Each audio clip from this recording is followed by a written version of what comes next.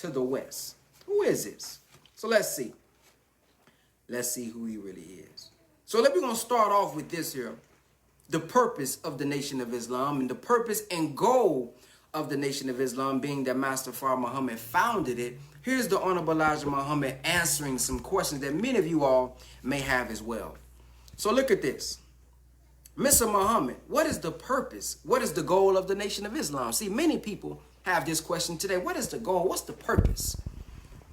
It is to reform our people in America and put them to themselves in some place where they can go for themselves and do for themselves. I do not know of any other way I could say it other than to separate them and put them back to doing for themselves and furthering themselves. See, we are known for saying do for self or suffer the consequences. This is what the Honorable Elijah Muhammad taught us.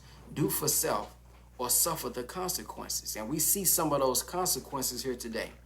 Then he goes on to say, what is the background of the Nation of Islam in America?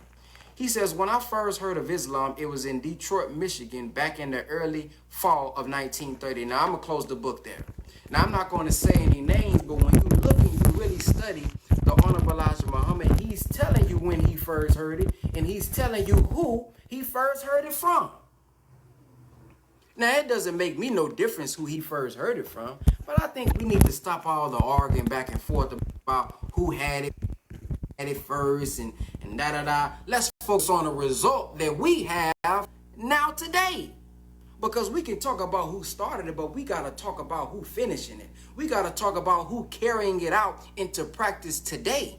That's what's most important. But I just want to point that out as we listen to his words, not somebody else speaking for him, but his own words. Look at this. When I first heard of Islam, this is the Honorable Elijah Muhammad speaking.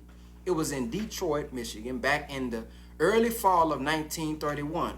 And I heard that there was a man teaching Islam by the name of Mr. Wallace Fard. At the time, he used the initials W.D. Fard. That was in Detroit, Michigan. When I heard what was said, I wanted to meet him, and I finally did. When I met him, I looked at him, and it just came to me that this is the Son of Man that the Bible prophesied will come in the last days of the world, and I couldn't get that out of me. I shook hands with him, and I said to him, you are the one that the Bible prophesied will come at the end of this world under the name Son of Man, and under the name the second coming of Jesus.